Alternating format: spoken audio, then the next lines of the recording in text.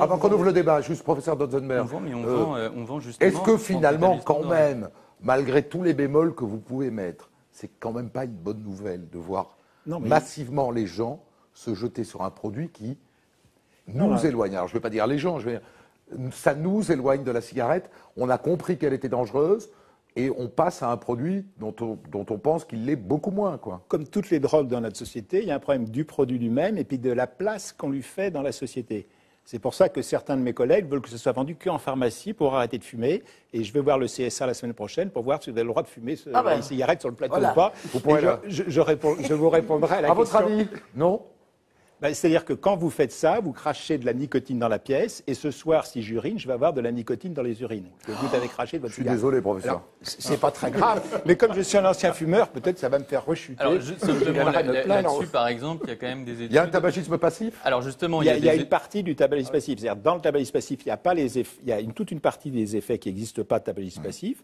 Il n'y a pas de monoxyde de carbone, il n'y a pas de choses comme ça, comme dans la chicha ou d'autres produits là, dont vous faites la prime et qui polluent encore beaucoup plus. En revanche, il reste la nicotine. Vous me montrez du doigt, mais je ne fume pas. Moi. Vous savez, tous les Africains ne fument pas la chicha. C'est les rappeurs qui ont fait l'apologie du chicha derrière moi. En plus, c'est pas les Africains qui fument la chicha. Aujourd'hui, mauvais exemple. Non, ce que je veux dire, c'est qu'il reste... il reste la nicotine et il reste des produits irritants. Quand on met dans une petite pièce des personnes exposées à la fumée, on voit une petite diminution du souffle, moins importante qu'avec la cigarette, et de la nicotine dans les urines. Simplement, Nicolas Bourgeois-Legras, puis ensuite on ouvre. Les études qui sont sorties là-dessus démontrent quand même que le tabagisme passif est quasi inexistant. Il est minime comparé à de la cigarette originale. On est d'accord. On est d'accord. Elisabeth Lévy. Bon, d'abord, ce serait gentil, et l'un et l'autre, de nous épargner pour l'instant des monceaux d'études, parce qu'en réalité, on voit bien qu'on n'a pas assez de recul. Donc, déjà, lançons quand même des études, et on va voir. Deuxièmement, je lance un appel général à mes confrères. S'il vous plaît, arrêtez d'écrire des titres avec la cigarette électronique fait un tabac, c'est insupportable. Ça fait 400 fois que je la vois, c'est plus possible. Elle doit être interdite par les juges. Maintenant, moi, je voudrais m'adresser plutôt 500, hein, je pense. Vous n'avez pas le compter. Je pense oui, vous avez raison, mais alors, c'est vraiment, j'en peux plus cette blague idiote. Voilà. Et c'est un enfumage, et bon, voilà. Donc, non, mais je voudrais m'adresser au professeur Dotzenberg. Moi, je suis assez sensible à la... D'abord, vous êtes médecin, vous connaissez non, je connais bien... rien. Comment? Non, tout ce que je et en connais plus, un ancien fumeur, vous savez qu'il n'y a aucune société qui a vécu sans substance un peu psychotrope. Aucune. Jamais. Donc, l'idée qu'on va les éradiquer, à mon avis, est un peu absurde. Et en plus, je pense que il y a peut-être un tabagisme passif qui fait du mal aux gens, mais il y a certainement de l'absorption légère. Mèche, là, vous avez une mèche. Pardon, l'absorption légère de drogue ou de type je veux dire, qui fait aussi du bien aux gens parce que ça calme les gens, que ça leur fait du bien, que ça les rend heureux. Non, mais maintenant, je voudrais vous demander une chose. Le tabac ne rend pas heureux. Hein. C'est une mauvaise drogue. Par rapport au cannabis, à l'alcool, à plein de mauvais. Il y a des tas de choses qui sont mauvaises et qui font plaisir. Il y a même la plupart des choses qui font plaisir sont un peu mauvaises. Ça fait partie du jeu. Même de dire des bêtises. Mais c'est vrai. Vous avez raison. Mais dire des bêtises, ça peut être beau aussi. Mais moi, il y a quand même un moment où je me demande, si vous voulez, parce que là, quand même, ça a l'air d'être un progrès.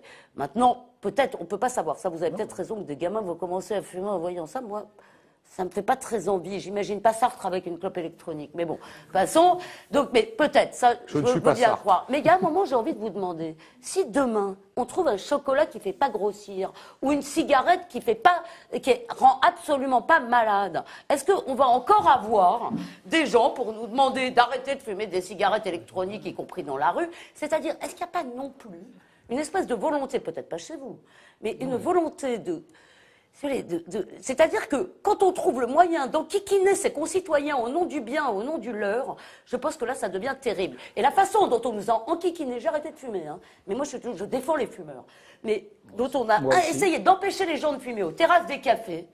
Après, moi, j'étais pour l'interdiction dans les lieux publics, finalement. Mais là, dans les terrasses des cafés, là, quand même, c'est pour nous... Professeur Dotzenberg. Voilà. Non, mais moi, je suis l'ami des fumeurs et je passe mon temps à m'occuper des fumeurs. 80% des fumeurs, ils disent « je voudrais bien m'arrêter ». Et les 20% restants, je leur dis « moi, j'ai une baguette magique, je tape un coup de baguette magique. » Sans grossir, sans être énervé, sans plus jamais avoir eu de fumée. Vous êtes non-fumeurs demain, ils veulent tous ma baguette magique. les fumeurs, et quand on demande aux fumeurs qu'est-ce que vous pensez, les fumeurs, ils disent qu'ils sont malades. 75% des fumeurs disent qu'ils sont addicts au tabac, qu'ils sont malades. Et quand on interroge fumeurs et non-fumeurs, les fumeurs, ils disent qu'il faut aller dans les écoles pour que les enfants ne commencent pas à manger, parce que c'est à fumer, parce que c'est à l'école que je me suis fait piéger. On en a eu un ici qui disait pas tout à fait ça. Oui. En même temps, est-ce que vous ne pensez pas que c'est parce qu'on a beaucoup culpabilisé les gens avec la cigarette qu'ils en sont à dire, bon, ça fait du mal.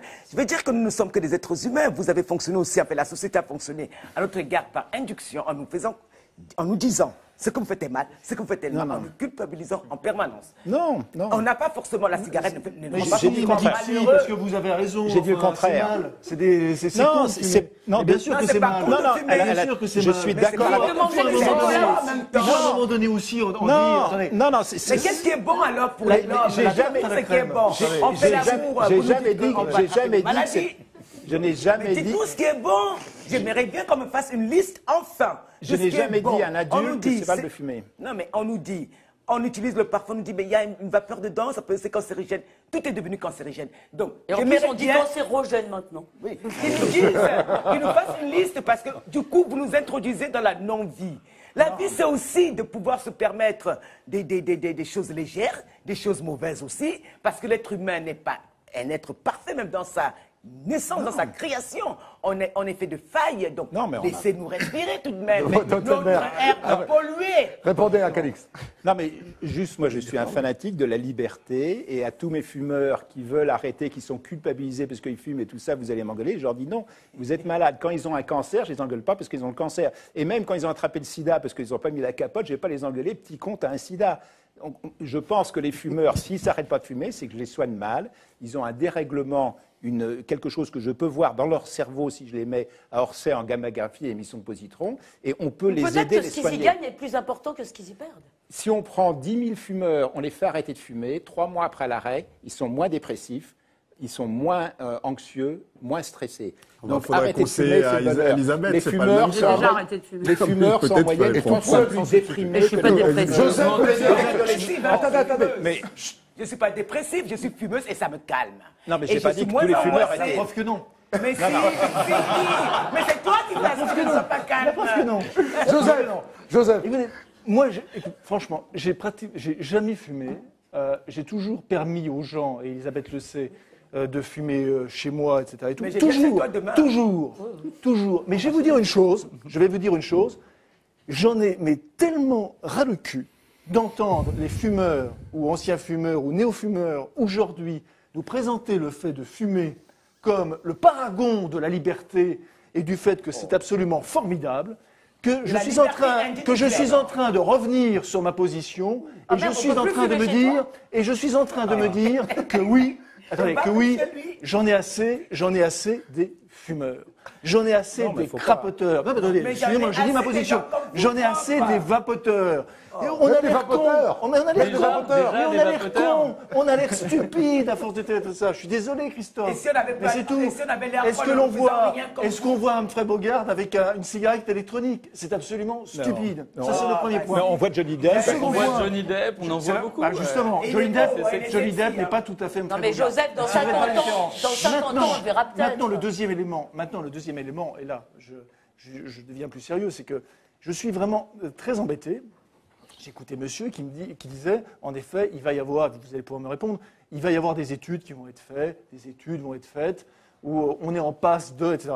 Qu'un produit aussi important, quand même, on ne connaisse pas exactement les effets et qu'on puisse se le procurer. C'est-à-dire que des enfants de 12 ans puissent se le procurer sans interdiction, ça me pose un problème. Parce que j'ai connu tellement personnellement de scandales sanitaires à partir de celui de l'amiante, où on a mis 30 ans pour se rendre compte que tout ce type de produit, où je le dis franchement, ça me pose un problème. Ça vous pose un problème à vous? Alors, nous, c'est pour ça qu'on agit en responsabilité. Des études, il y en a eu un certain nombre. Les responsabilités, vous les vendez, monsieur? Ah, on les vend. Donc, ensuite, dans un certain cadre. Dans 30 ans, monsieur, vous aurez forte une y compris le professeur Dutzenberg annonce qu'aujourd'hui, il n'y a aucune étude qui nous explique que c'est nocif. Voilà. Un petit peu. Alors, c'est moins nocif la cigarette. Sur la durée, il puisse y avoir une irritation. Vous voyez. Donc, par rapport, par exemple, à la cigarette qu'on vend quand même depuis un certain temps, avec un certain nombre de personnes qui fument énormément, je veux dire, c'est plutôt un moindre mal, c'est plutôt un progrès. Et quand on voit que ça permet à un certain nombre de personnes de pouvoir fumer et donc se faire plaisir, comme vous disiez, je vous réponds simplement, et de continuer à se faire plaisir, mais dans un niveau de dangerosité qui n'a plus rien à voir, c'est plutôt un progrès. Monsieur, ce n'est pas un progrès. C'est-à-dire que quand des enfants de 12 ans, et j'ai pu le vérifier, vont naturellement justement vers ces cigarettes. Pourquoi? Parce que le paquet de 10 de toute façon ne se vend plus et que vous l'avez dit d'ailleurs, c'est une excellente introduction pour ensuite après fumer et fumer. Ça fait tousser plusieurs paquets. Pas chez nous, ça fait tousser. Pas chez vous aux enfants. Mais oui, c'est une responsabilité. Ça fait tousser, ça. Non, le produit irrite la gorge autant que le tabac, voire un peu plus, mais il irrite moins le poumon. C'est les gros fumeurs qui passent à ça. Tous un peu moins avec ce produit. Donc c'est beaucoup moins grave quand même. Pourquoi c'est moins grave? Parce que c'est une irritation dans un cas et ça abîme les poumons dans l'autre. Mais vous savez, il n'y a pas d'études pour dire si c'est juste une irritation ou bien si c'est cancérigène. Est-ce que vous pouvez nous dire clairement que c'est moins dangereux? Non, mais ce produit est moins dangereux pour un fumeur que la cigarette de façon... Mon intuition est celle-là. Et peut-être plus dangereux que pas de Ce produit est dangereux pour les non-fumeurs. Donc, dans le doute, il ne faut pas que les non-fumeurs le prennent, et les fumeurs peuvent éventuellement le prendre. Il faut réglementer ce produit. Et même, à la limite, les marchands comme monsieur ne sont pas tout à fait contre qu'il y ait des règles. En France, on a fixé une valeur limite à 20 mg. C'est le seul pays du monde où on a fixé cette valeur, qui est relativement intelligente. Il faut les taxer. Nous sommes d'accord, il faut les taxer. Alors pourquoi? Si, je suis désolé. Il faut les taxer. Mais qu'est-ce qu'on lui a fait là, Joseph? Il faut les taxer. Sur quelle base? Sur quelle base? On vient de le dire. Ça vous réveille. Taxer, et tout d'un coup, vous paniquez, monsieur. Bah oui, taxer. On n'a pas entendu Rost. Il gagne beaucoup d'argent. Rost, Oui, il gagne beaucoup. comment vous regardez ça, Rost? C'est lui qui gagne un peu d'argent. Calix. Beaucoup d'argent. On crée des emplois aussi. Rost, comment vous regardez ça, vous? Moi, je suis un peu partagé. Je trouve que tout ce qui va dans le sens de... déjà, il n'y a plus de goudron dedans, c'est déjà une bonne chose. Après, pour le reste, c'est vrai qu'on n'a pas encore de recul pour l'instant pour dire bien ou pas bien. Après, ce que disait Calix, par exemple. Calix a dit, oui, les gens, c'est leur liberté. Je suis désolé, moi, quand je vais dans un bar et qu'il y avait des gens qui fumaient, ça me gonflait.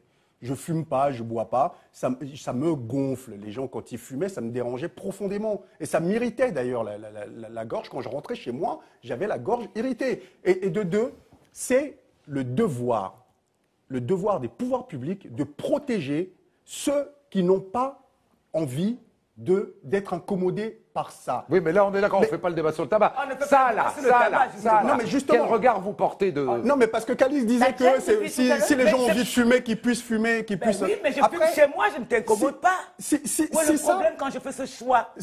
Parce que d'une certaine façon, c'est une injonction sur ma liberté. Non, mais d'accord, mais faites ce que vous voulez, c'est pas un problème.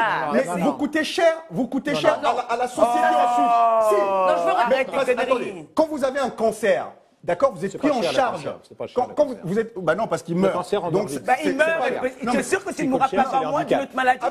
Peut-être. Mais en tout cas, ça coûte cher à la société. Mais c'est faux. Parce que je meurs avant, donc tu ne toucheras pas ma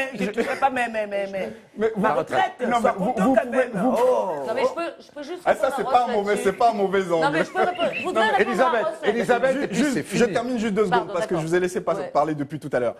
Et par contre, ce qu'ils expliquent pas, c'est que l'histoire du propylène glycol, c'est un produit qui est utilisé. On nous parle du côté, entre guillemets, la partie qui est un peu positive où on met dans les trucs pour l'asthme. Mais c'est un truc cosmétique à la base.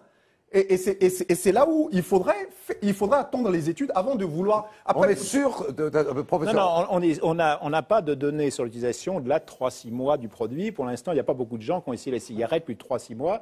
Et c'est une question de masse. Parce que, par exemple, le tabac va tuer 1 milliard de gens au XXIe siècle. Si c'est 1000 fois moins dangereux, ça fait quand même 1 million de morts. C'est énervant. Qu'est-ce que vous voulez que les êtres humains vivent éternellement? Ils vivent on met heureux et un moins voyant gâteux. sur le grill et ça va fumer. À tout de suite.